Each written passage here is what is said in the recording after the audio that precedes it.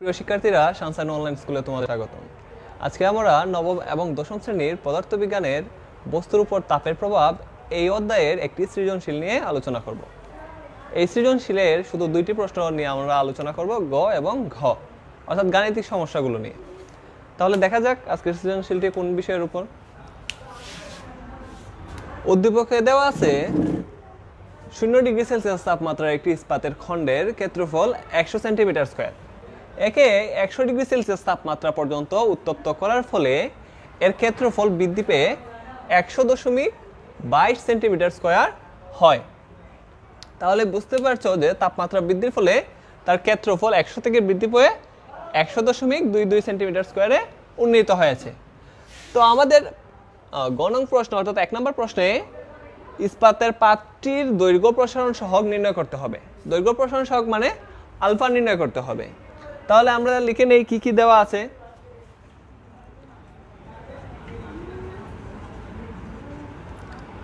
এখানে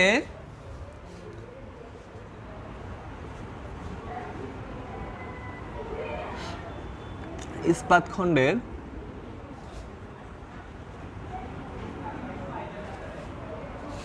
আদি ক্ষেত্রফল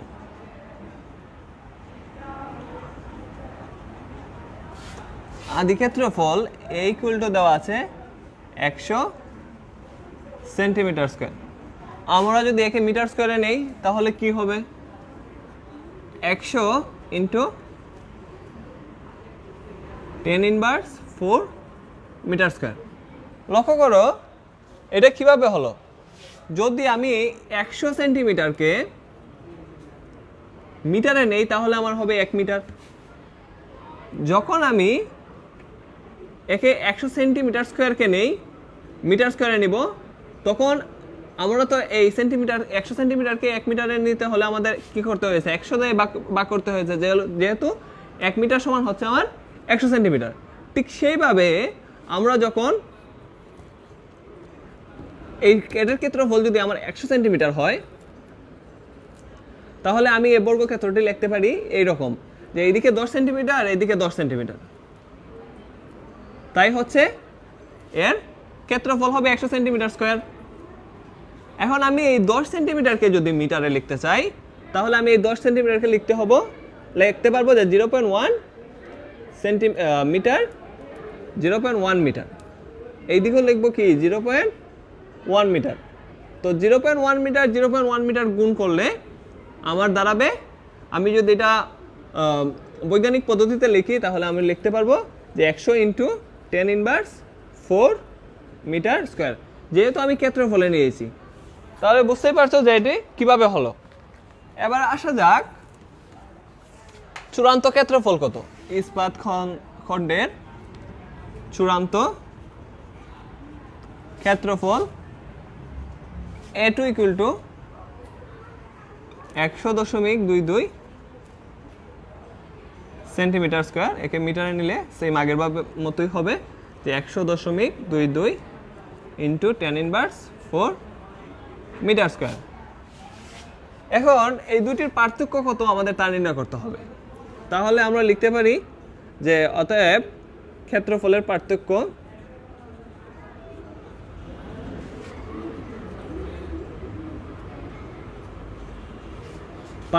হবে, পার্থক্যকে আমরা সবসময় ডেল দ্বারা প্রকাশ করি। তাহলে যেহেতু ক্ষেত্রফল এ, আমরা লিখতে পারি যে কি ডেল এ =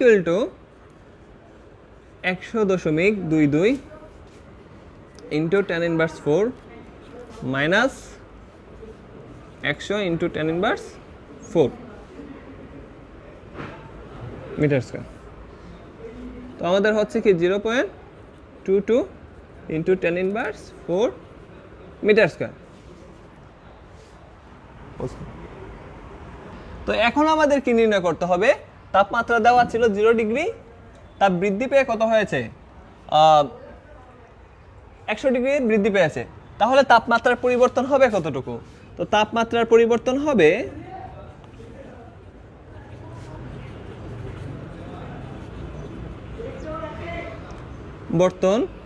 ডেল। আমরা যেহেতু তাপমাত্রাকে টি অথবা থিটা দ্বারা প্রকাশ করি, টি দিয়েও প্রকাশ করলে হবে, থিটা দ্বারা প্রকাশ করলে হবে। আমি এখানে থিটা দ্বারা প্রকাশ করছি, theta equal to theta 2 minus theta 1, অর্থাৎ চূড়ান্ত তাপমাত্রা ছিল 100 ডিগ্রি সেলসিয়াস আর আদি তাপমাত্রা ছিল 0 ডিগ্রি সেলসিয়াস। সেই ক্ষেত্রে আমার বিয়োগ করতে হবে কত, 100 থেকে 0 বিয়োগ, তাহলে আমার দাঁড়াচ্ছে কত, 100 ডিগ্রি সেলসিয়াস বা আমি লিখতে পারি কি 100 কেলভিন। এই হচ্ছে আমার তাপমাত্রার পার্থক্য। তাহলে আমাদের নির্ণয় করতে হবে দৈর্ঘ্য প্রসারণ সহগ। লক্ষ্য করো আমরা কিন্তু ক্ষেত্রফল পেয়েছি, তো আমরা দৈর্ঘ্য প্রসারণ সহগ নির্ণয় করতে হলে আমাদের অবশ্যই বিটার মান নির্ণয় করতে হবে আগে, অর্থাৎ ক্ষেত্র প্রসারণ সহগ আগে নির্ণয় করতে হবে। কেননা আমরা জানি বিটা ইকুয়াল টু 2 আলফা, তাহলে আমি যদি বিটার মান বের করতে পারি তাহলে 2কে এদিকে ভাগ দিয়ে দিলেই আমি আলফার মান পেয়ে যাব। তো আমরা কি জানি বিটা ইকুয়াল টু, আমরা এখানে লিখে নিচ্ছি যে বিটা ইকুয়াল টু ডেল এ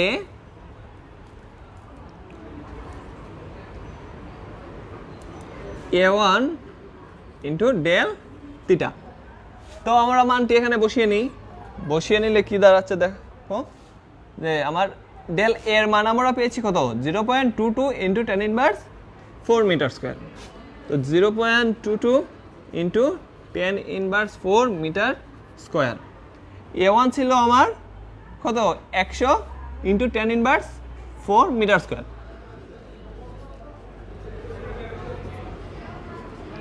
আর তাপমাত্রার পার্থক্য আমরা পেয়েছি 100 কেলভিন। তো আমরা 100 কেলভিন দ্বারা গুণ করে নিচ্ছি। এখন ক্যালকুলেশন করলে দেখা যাচ্ছে, আমরা দেখতে পাচ্ছি যে এটার মান দাঁড়াচ্ছে 22 ইন্টু 10 ইনভার্স 6 পার কেলভিন। এই হচ্ছে আমার বিটার মান। এখন আমরা যেহেতু আলফার মান নির্ণয় করতে চাচ্ছি, তখন আমরা কি করব, বিটার মান এখানে বসিয়ে দিব। তো এখানে যদি আমি বিটার মানটা বসিয়ে দেই তাহলে আমরা আলফা পেয়ে যাব, বা আমরা লিখতে পারি যে alpha equal to half beta. অতএব alpha equal to half into 22 into 10 inverse 6 per kelvin. এই মানটুকুকে আমি যদি লিখে নেই তাহলে হচ্ছে আমার 11 ইন্টু 10 ইনভার্স 6 পার কেলভিন। এই হচ্ছে আমাদের আলফা এর মান, অর্থাৎ দৈর্ঘ্য প্রসারণ সহগ। তাহলে বুঝতেই পারছো যে আমার এক নং প্রশ্নটি কিভাবে আনসার করতে হবে।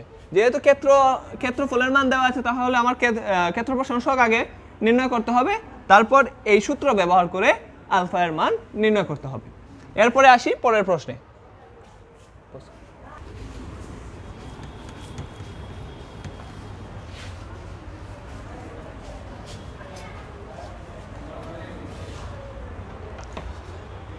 দ্বিতীয় প্রশ্নটি লক্ষ্য করি আমরা, যে ইস্পাতের পাতটির আদি উচ্চতা 10 সেন্টিমিটার হলে এর চূড়ান্ত আয়তন কত হবে তা নির্ণয় করতে হবে।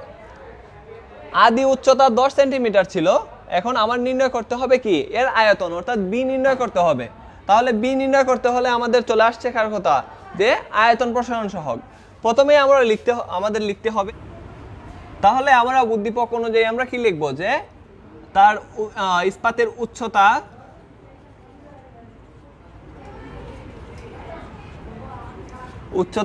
h ইকুয়াল টু 10 সেন্টিমিটার, ইস্পাতের আদি ক্ষেত্রফল ছিল 100 সেন্টিমিটার স্কয়ার। তো আদি ক্ষেত্রফল লিখে নিই, আদি ক্ষেত্রফল ইকুয়াল টু ছিল 100 সেন্টিমিটার স্কয়ার। তাহলে আমি যদি এর আয়তন নির্ণয় করি, অর্থাৎ বি, অতএব আয়তন বি ইকুয়াল টু হবে ক্ষেত্রফল ইন্টু উচ্চতা। তো 100 ইন্টু 10 সেন্টিমিটার কিউব, তো আমার হচ্ছে কত, 1000 সেন্টিমিটার কিউব। আমি যদি একে মিটার কিউবে নেই তাহলে আমার হবে 1 ইন্টু 10 ইনভার্স 3 মিটার কিউব।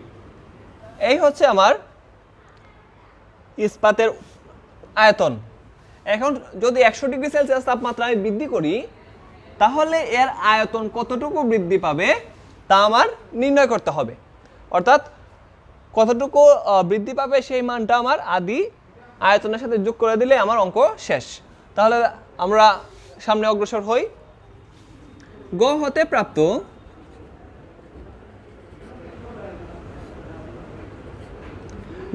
প্রাপ্ত আলফা অর্থাৎ দৈর্ঘ্য প্রসারণ সহগ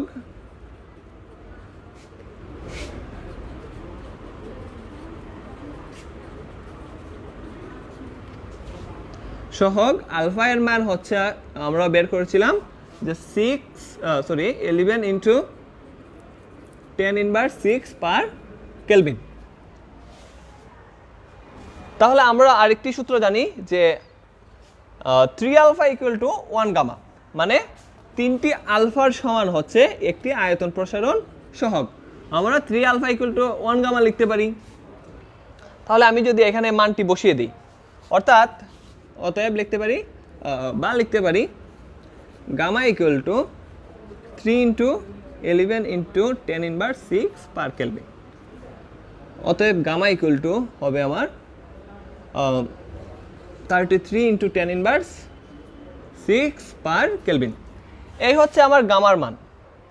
এখন আমি যদি এখান থেকে বি এর মান নির্ণয় করে নিতে পারি, বি2 এর মানটি নির্ণয় করতে পারি, তাহলে আমার অঙ্ক শেষ।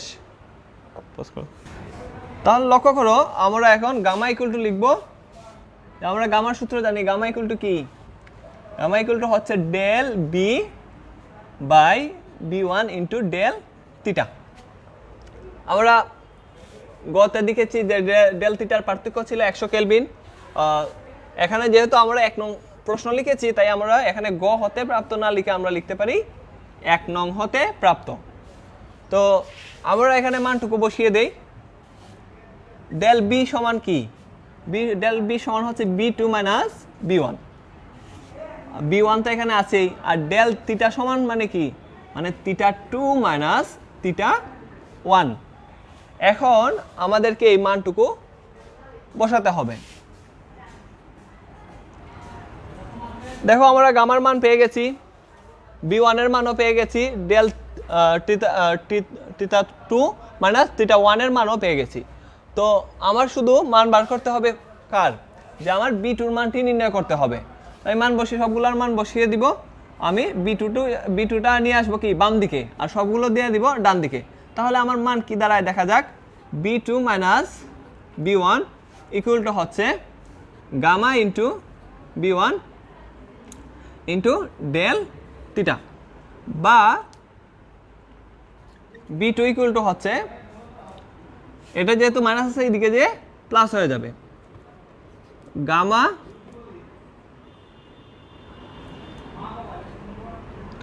গামা ইন্টু বি1 ডেল থিটা প্লাস বি1। এই হলো আমার সমীকরণ। এখন শুধু মান বসালে আমি আমার মানটুকু পেয়ে যাব।